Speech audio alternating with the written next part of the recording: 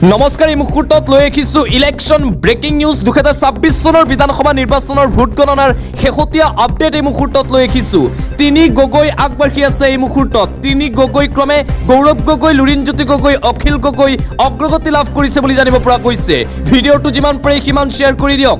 Election breaking এই মুহূৰ্তত জনাই আছোঁ, বিজেপি মিত্ৰজোঁটে 73খন আসনত আগবাঢ়ি আছে বুলি জানিব পৰা গৈছে আৰু কংগ্ৰেছ মিত্ৰজোঁট 39খন আসনত আগবাঢ়ি আছে। তুমুল প্ৰতিদ্বন্দ্বিতা দেখিবলৈ পোৱা গৈছে বিজেপি মিত্ৰজোঁট আৰু কংগ্ৰেছ মিত্ৰজোঁটৰ মাজত। এয়া প্ৰথম পৰ্যায়ৰ ভোট গণনা চলি আছে আৰু বহু ভোট গণনা হ'ব। কেইবাটাও পৰ্যায়ত ভোট গণনা হ'ব, 20টা ৰাউণ্ডত ভোট গণনা হ'ব। এতিয়াও স্পষ্ট নহয় যে কোনে অৱশেষত শেষৰ সাক্ষীটো মাৰিব, কিন্তু বৰ্তমানলৈকে বিজেপি মিত্ৰজোঁটে 73খন আসনত আগবাঢ়ি আছে বুলি জানিব পৰা গৈছে। কংগ্ৰেছ মিত্ৰজোঁট 39খন আসনত আগবাঢ়ি আছে। খোৱাং সমষ্টিৰ পৰা অসম জাতীয় পৰিষদৰ সভাপতি লুৰিণজ্যোতি গগৈ অগ্ৰগতি লাভ কৰিছে। যোৰহাট সমষ্টিৰ পৰা গৌৰৱ গগৈ অগ্ৰগতি লাভ কৰিছে বুলি জানিব পৰা গৈছে। শিৱসাগৰ সমষ্টিৰ পৰা অখিল গগৈ অগ্ৰগতি লাভ কৰিছে বুলি জানিব পৰা গৈছে। আৰু আমি জনাই আছোঁ, অসম বিধানসভা নিৰ্বাচনৰ ভোট গণনাৰ শেহতীয়া খবৰ। 73খন আসনত বিজেপি মিত্ৰজোঁট আগবাঢ়ি আছে এই মুহূৰ্তত। কংগ্ৰেছ মিত্ৰজোঁট 39খন আসনত আগবাঢ়ি আছে। আৰু ৱেষ্ট বেংগলৰ আমি নিৰ্বাচনৰ শেহতীয়া আপডেট দিবলৈ চেষ্টা কৰিছোঁ। পশ্চিমবংগৰ নিৰ্বাচনৰ আপডেট, মমতা বেনাৰ্জীৰ মেজিক দেখিবলৈ পোৱা গৈছে পশ্চিমবংগত। তৃণমূল কংগ্ৰেছ 132খন আসনত আগবাঢ়ি আছে। বিপৰীতে বিজেপি মিত্ৰজোঁট 101খন আসনত আগবাঢ়ি আছে ৱেষ্ট বেংগলত। আমি প্ৰতিখন ৰাজ্যৰ খবৰ জনাই আছোঁ। কেৰেলাৰ নিৰ্বাচনৰ ভোট গণনাৰ শেহতীয়া আপডেট। UDF কেৰেলাত 73খন আসনত আগবাঢ়ি আছে। LDF 63খন আসন আৰু বিজেপি কেৱল মাত্ৰ 2খন আসনত আগবাঢ়ি আছে কেৰেলাত। তামিলনাডুৰ নিৰ্বাচনৰ শেহতীয়া খবৰ। DMK প্লাছ 100খন আসনত আগবাঢ়ি আছে। AIDMK 30খন আসনত আগবাঢ়ি আছে। TVK 13খন আসনত আগবাঢ়ি আছে তামিলনাডুত। আৰু যিহেতু 5 ৰাজ্যৰ বিধানসভা নিৰ্বাচনৰ ভোট গণনা চলি আছে আৰু অসমত বৰ্তমানলৈকে 75খন আসনত অগ্ৰগতি লাভ কৰিছে।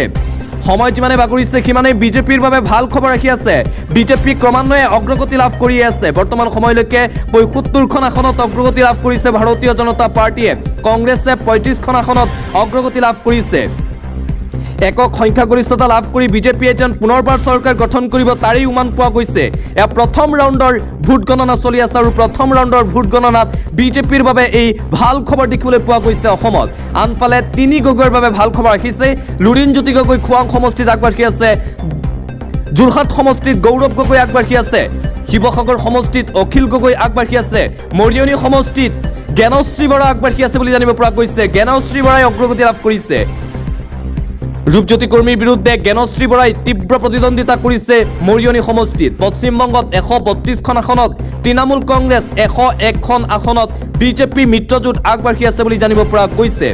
প্ৰতিটো ৰাজ্যৰ বিধানসভা নিৰ্বাচনৰ ফলাফলৰ শেহতীয়া খবৰ আমি আপোনালোকক জনাই আছোঁ। অসমত দেখিবলৈ পোৱা গৈছে যে বিজেপিৰ এই উত্থান, পুনৰবাৰ বিজেপিয়ে চৰকাৰ গঠন কৰিব যেন উমান পোৱা গৈছে। তৃতীয়বাৰৰ বাবে পুনৰবাৰ শাসনৰ গাদীত বহিব হিমন্ত বিশ্ব শৰ্মা।